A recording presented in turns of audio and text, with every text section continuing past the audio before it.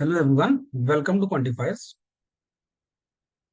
So today's set is a conditional set, conditions based set, जिसमें हमें कुछ conditions दे रखी हैं and the information goes like Pawan wants to go on a road trip with exactly 5 of his friends. He has to select 5 friends who will accompany him out of the 8 friends A through H. जो friends हैं वो A B C D E F G H हैं. Out of these 8 friends, A B F and G are girls and the remaining are boys. तो C D E और H जो है वो boys हैं. Further, only CEF know how to drive the car, and when he's selecting the 5 friends, he wants to select at least 2 friends who know how to drive the car. ठीक है, तो ये set जो है conditions based है. Conditions हमें दे रखी है यहाँ पे. मतलब ऐसे केसेस में एक पर्टिकुलर अरेंजमेंट नहीं बनता. ठीक है, कंडीशंस होती है हमारे साथ सामने कि अगर ये जाएगा तो दूसरा पर्सन कौन जा सकता है या कौन नहीं जा सकता, इस तरह की कंडीशंस है. अब इम्पोर्टेंट यहाँ पे ये है कि only CEF they know how to drive a car. और वो जब उसने देखो लेके हुई सिर्फ 5 फ्रेंड्स को जाना है. He will go with exactly 5 friends. अब उस केस में उसने जो 5 फ्रेंड्स को सिलेक्ट करना है, उसमें उसकी जो कंडीशन, बेसिक कंडीशन है that there should be at least 2 people who know how to drive the car. तो कम से कम 2. अब देखो टोटल 3 लोग हैं जो कार ड्राइव करना जानते हैं, CE और F. कम से कम 2 को लेके जाना है. इसका मतलब या 2 जाएंगे या फिर तीनों जाएंगे.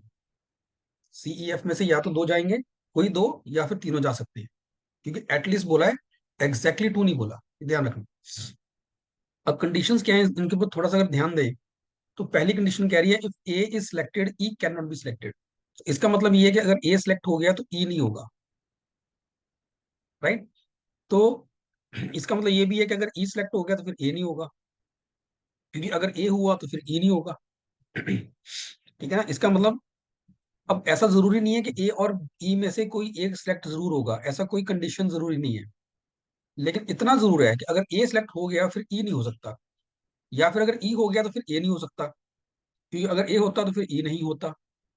लेकिन ए या ई में से कोई भी सिलेक्ट ना हो, ये पॉसिबल है. सेकंड कह रहा है if B selected then both C and D must. अब यहां मस्ट वर्ड इंपॉर्टेंट है कि अगर बी सिलेक्ट हो गया देन सी एंड डी दोनों सिलेक्ट होंगे. दोनों होंगे ही होंगे. लेकिन कब होंगे? जब बी सिलेक्ट होगा तो.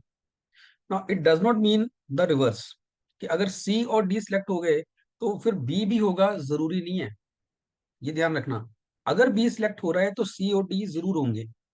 लेकिन अगर सी और डी सिलेक्ट हो गए तो बी का सिलेक्ट होना कोई जरूरी नहीं है. ये भी पॉसिबल है कि सी और डी सिलेक्ट हो जाएं बट बी ना हो.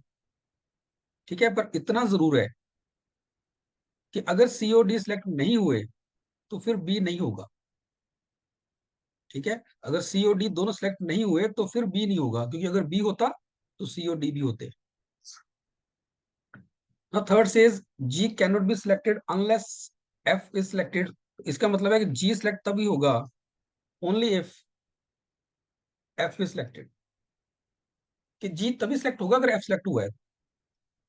ठीक है, अगर F select नहीं हुआ, इसका मतलब अगर F select नहीं हुआ तो फिर G नहीं हो सकता. पर इसका मतलब ये भी नहीं है कि F select कर लिया तो G को होना ही है. नहीं. तो कहने का मतलब ये है कि इस कंडीशन में कि जब हम G को सिलेक्ट करने जाएंगे तो पहले हम ये चेक करेंगे क्या F select हुआ है. अगर F select हुआ तो G हो जाएगा, अगर F select नहीं हुआ तो फिर G नहीं होगा. बट ये भी पॉसिबल है कि एफ सेलेक्ट हो जाए और जी ना हो, क्योंकि हम कंडीशन लगा रहे हैं जी के सिलेक्शन पे. हम जी को चेक करेंगे कि क्या वो सिलेक्ट हो रहा है या नहीं हो रहा. तो जब जी को सिलेक्ट करने जाएंगे तो हम फिर हम एफ चेक करेंगे पहले कि एफ सिलेक्ट हुआ है. क्योंकि अगर एफ हुआ तभी तभी जी होगा. पर इसका मतलब ये नहीं कि एफ हुआ है तो जी को पक्का होना ही है, ऐसा कोई जरूरी नहीं है. हो सकता है एफ सिलेक्ट हो रखा है लेकिन जी ना हो, due to some other reason G ना हो, ये पॉसिबल है. ठीक है. पर अगर जी को सिलेक्ट होना है तो एफ को पक्का होना पड़ेगा. सिमिलरली नेक्स्ट पॉइंट कह रहा है C can be selected if and only if G is selected. अब इफ एंड ओनली का मतलब, इफ का मतलब है कि अगर सी हुआ तो जी पक्का होगा, और अगर जी हुआ तो सी भी होगा. कहने का मतलब सी और जी अगर होंगे तो इकट्ठे होंगे, नहीं तो नहीं होंगे. इफ एंड ओनली है ना, इसका मतलब सी होगा तो जी भी होगा, जी होगा तो सी भी होगा. तो अगर होंगे तो दोनों होंगे, नहीं तो कोई भी नहीं होगा. And number 5 H can not be selected unless both B and F are selected. अब फिर से अनलेस आ गया, इसका भी मतलब वही है कि एच होगा सिलेक्ट कब होगा? Only if both B and F are selected. अगर दोनों बी एंड एफ सेलेक्ट हुए तो एच सिलेक्ट होगा, नहीं तो नहीं होगा। अब इसका मतलब फिर से ये नहीं है कि बी और एफ सेलेक्ट हो गए तो एच को होना ही है, नहीं। इसका मतलब ये है कि अगर हम एच की सिलेक्शन को जब देखेंगे कि एच सेलेक्ट हो रहा है या नहीं हो रहा, तो हमें उससे पहले बी और एफ देखना पड़ेगा। अगर बी और एफ सेलेक्ट हो रहे होंगे तभी एच को सिलेक्ट करेंगे। अगर बी या एफ में से कोई सिलेक्ट नहीं हुआ तो एफ फिर एच सेलेक्ट नहीं होगा। ठीक है, इस चीज को ध्यान से देखो। एच तभी सिलेक्ट होगा अगर बी और एफ दोनों होंगे।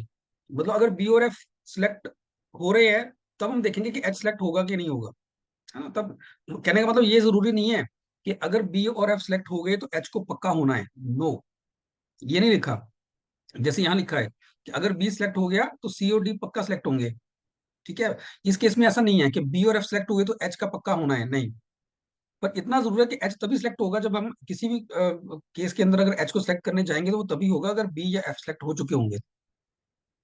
ठीक है, बट उल्टा इसका भी, रिवर्स इसका भी ट्रू नहीं है। तो अगर थोड़ा सा डाउट है तो एक बार के लिए कंडीशंस को एक बार फिर से गो थ्रू कीजिए। ठीक है, फिर आप वीडियो को कंटिन्यू कीजिए, ज्यादा बेटर रहेगा। अब पहला क्वेश्चन कह रहा है what is the maximum number of girls that Pawan can select, how many of the 8 friends will definitely be selected, who among the following will definitely not be selected, ठीक है, in how many ways can Pawan select the 5 friends. देखो यहाँ पे हम देखते हैं कि क्या क्या पॉसिबिलिटीज बन सकती है। और बेसिक कंडीशन क्या थी पवन की, that two people among C E and F, at least two people among C E and F must be selected.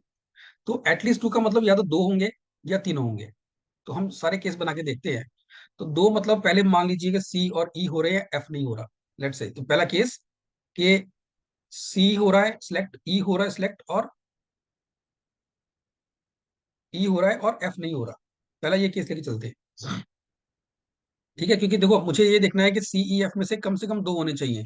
अब दो तो कई तरीके से हो सकते हैं ना, सी ई भी हो सकता है, ई एफ भी हो सकता है, सी एफ भी हो सकता है, ये तीनों भी हो सकते हैं। तो हम सारे केस बना के देखेंगे। तो पहला केस में वो लेके चल रहा हूँ जिसमें सी और ई सिलेक्ट हो रहे हैं बट एफ सिलेक्ट नहीं हो रहा। ठीक है, एक काम करते हैं, यहाँ पे सबके नाम लिख लेते हैं, ज्यादा इजी रहेगा। ठीक है, डिलीट करना लोगों को इजी रहेगा। अब हम क्या कर रहे हैं, सी को सिलेक्ट कर रहे हैं, ई को कर रहे हैं, एफ को नहीं कर रहे हैं। ठीक है, जिनको कर रहा हूं मैं उनके नीचे ऐसे डैश लगा रहा हूँ, जिनको नहीं कर रहे उनके नीचे क्रॉस लगा रहा हूँ। तो सी डी, सी और ई सिलेक्ट हो गए, एफ नहीं हुआ। अब फोर्थ पॉइंट क्या बोल रहा है, ये कह रहा है C can be selected only if and only if G selected. इसका मतलब सी सिलेक्ट हो गया तो जी को सिलेक्ट होना पड़ेगा। ठीक है, सी को सिलेक्ट करना है तो जी को सिलेक्ट होना पड़ेगा। लेकिन थर्ड पॉइंट क्या बोल रहा है, मैंने क्या बोला था कि जी की सिलेक्शन अब तभी हो सकती है जब एफ सिलेक्ट होगा। अब फोर्थ पॉइंट ये कह रहा है कि सी सिलेक्ट होगा तो जी भी होगा। ठीक है, और थर्ड पॉइंट कह रहा है कि जी तभी होगा जब एफ होगा। बट इस केस में तो जी हो रहा है पर एफ नहीं हो रहा। इसका मतलब ये केस पॉसिबल नहीं है, ऐसा हो ही नहीं सकता कि सी और ई सिलेक्ट हो जाए, एफ ना हो। क्योंकि अगर एफ होगा, अगर सी होगा तो जी पक्का होगा, पर जी तभी होगा जब एफ होगा। पर इस केस में एफ नहीं हो रहा, दिस केस इज रिजेक्टेड। तो फर्स्ट केस आपका रिजेक्ट हो गया। सेकंड हमारे पास क्या बनेगा कि मान लीजिए सी और एफ हमने सिलेक्ट कर लिए और ई को नहीं किया। ठीक है, सी एफ कर लिए, ई को नहीं किया। अब ध्यान आपको ये रखना है कि हमने सिर्फ 5 ही लोगों को सिलेक्ट करना है।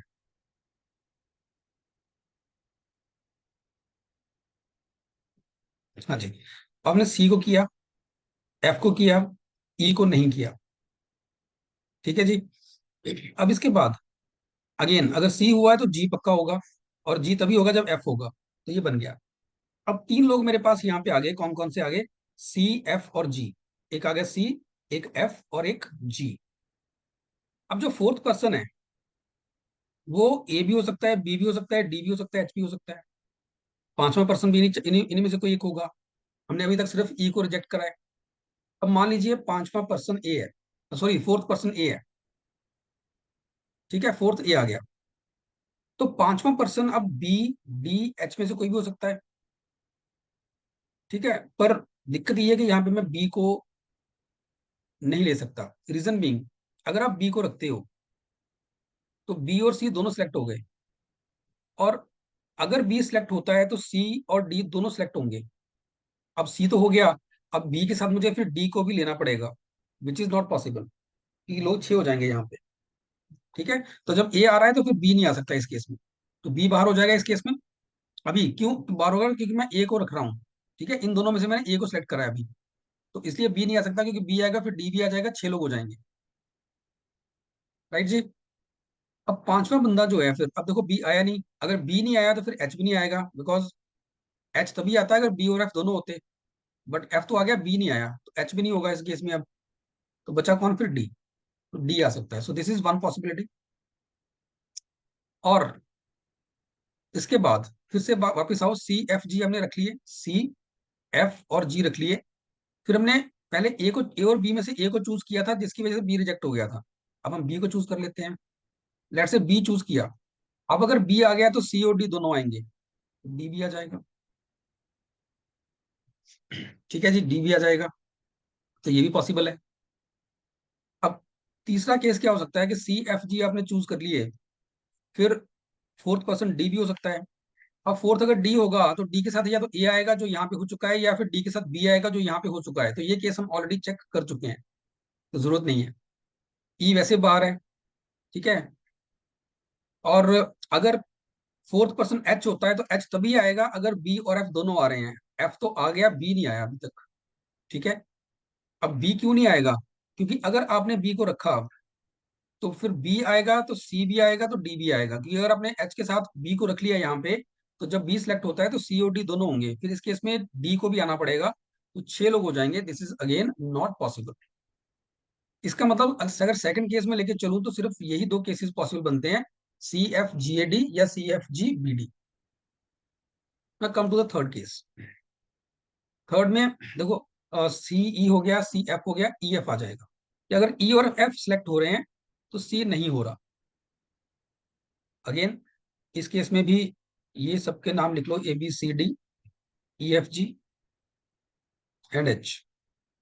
अब हम कह रहे हैं ई और एफ सिलेक्ट हो गए, ई सिलेक्ट हो गया, एफ सिलेक्ट हो गया, सी नहीं हुआ। अब C can be selected if and only G selected. तो अगर सी नहीं हो रहा फिर जी भी नहीं होगा, जी भी बाहर हो गया। ठीक है। अब अगर बी सिलेक्ट हुआ तो सी और डी सिलेक्ट हो जाएंगे, दोनों सिलेक्ट होंगे। बी सिलेक्ट हुआ तो सी और डी दोनों सिलेक्ट होंगे, बट सी तो हो नहीं रहा है यहाँ पे।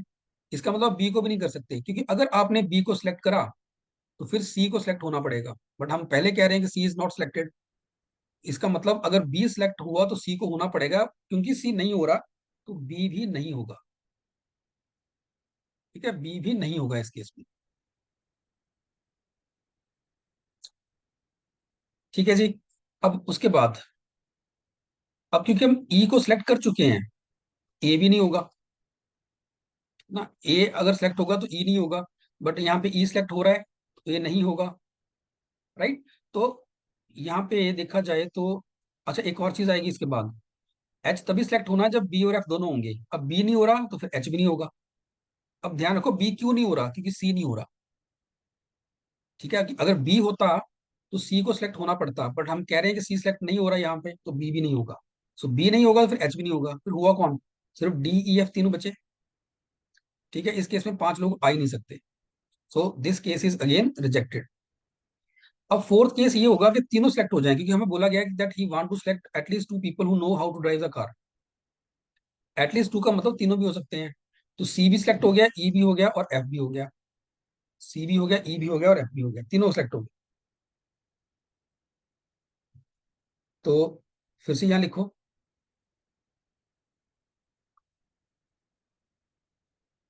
अब इस केस में हम सी को कर रहे हैं, ई को कर रहे हैं और एफ को कर रहे हैं।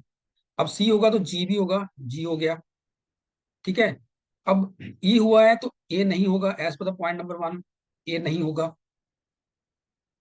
ठीक है जी। और अब यहाँ पे अगर मैंने बी, देखो 4 लोग ऑलरेडी हो चुके हैं, सी ई एफ जी। सी ई एफ तो वैसे ही हो गए, सी के आने की वजह से जी भी हो गया, जी तभी आएगा जब एफ होगा और वो सेटिस्फाइड है। अब मैं अगर बी को सिलेक्ट करता हूँ लेट से, तो अगर बी सिलेक्ट हुआ तो सी और डी दोनों होंगे, अगर आपने बी को किया तो फिर डी को भी आना पड़ेगा। अब इस केस में लोग 6 हो जाएंगे, B C D E F G, ये पॉसिबल नहीं है। ठीक है, तो इसका मतलब हम बी को सिलेक्ट नहीं कर सकते। अब अगेन बात वही है जो मैंने शुरू में बोली थी, कि अगर बी सिलेक्ट होगा तो सी और डी जरूर होंगे, बट अगर सी और डी हो रहे हैं तो जरूरी नहीं कि बी का सिलेक्ट होना जरूरी है। सी और डी इंडिपेंडेंटली भी सिलेक्ट हो सकते हैं। ठीक है। अब एच सिलेक्ट तभी होता है अगर बी और एफ दोनों होते, अब बी नहीं हो रहा तो एच भी नहीं होगा, तो सिर्फ डी ही सिलेक्ट हो सकता है। इस केस में जो टीम बनेगी, जो लोग ट्रिप पे जाएंगे, वो होंगे सी, डी, ई, एफ और जी। ठीक है जी, तो ये हमारे पास तीन केसेस बनते हैं। ठीक है, एक ये वाला बन रहा है, दूसरा ये बनेगा, तीसरा ये बनेगा, तो ये तीन केस बन रहे हैं। अब हम इसके बेसिस पे चारों क्वेश्चंस को आंसर कर सकते हैं। The first one says what is the maximum number of girls that Pawan can select. अब गर्ल्स हैं यहाँ पे ए बी एफ जी, तो अगर पहला केस देखा जाए तो सिर्फ एफ और जी दो ही लड़कियां आ रही हैं। यहाँ पे बी एफ जी, यहाँ पे तीनों तीन आ रही है ना, बी एफ जी तीनों आ रही हैं। और यहाँ पे सिर्फ एफ और जी आ रही हैं।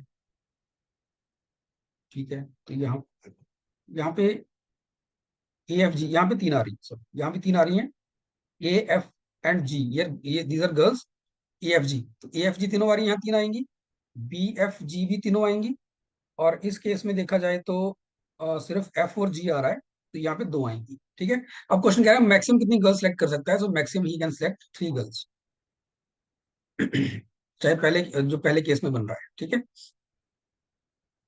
On the next one, how many of the eight friends will definitely be selected. अब देखो यहाँ पे अगर आप देखोगे तो तीनों ही केसेस में अगर आप देखो तो डी सी डी एफ और जी, ऐसे सी डी एफ और जी, सी डी एफ और सॉरी सी डी एफ और जी, ये चार लोग तो पक्का सिलेक्टेड है तीनों केसेस में। सी डी एफ और जी, ये चार लोग हर केस में सिलेक्ट हो रहे हैं। ठीक है, पहले केस में ए लग गया है, दूसरे में बी लग गया, तीसरे में ई लग गया, लेकिन सी डी एफ जी हर बार आ रहे हैं। सो चार लोग डेफिनेटली सिलेक्ट होंगे, ऑप्शन फोर आपका आंसर बनेगा। Who among the following will definitely not be selected. अब तीनों केसेस में बड़े इजीली देख सकते हो कि तीनों केसेस में कहीं पे भी एच नहीं आ रहा, सो एच कभी भी सिलेक्ट नहीं होगा। And in how many ways can Pawan select the five friends, तो हमारे पास तीन तरीके बन रहे हैं जो यहाँ बनाए हमने। ऑप्शन थ्री आपका आंसर बनेगा। सो स्टूडेंट्स, ये जो सेट था ये कंडीशन बेस्ड सेट था, पास में इस तरह के सेट कैड में आते रहे हैं। आई होप ये सोल्यूशन सबको समझ आया होगा। और अगर आपको ये वीडियो पसंद आया then please like this video and subscribe to our YouTube channel. Thank you.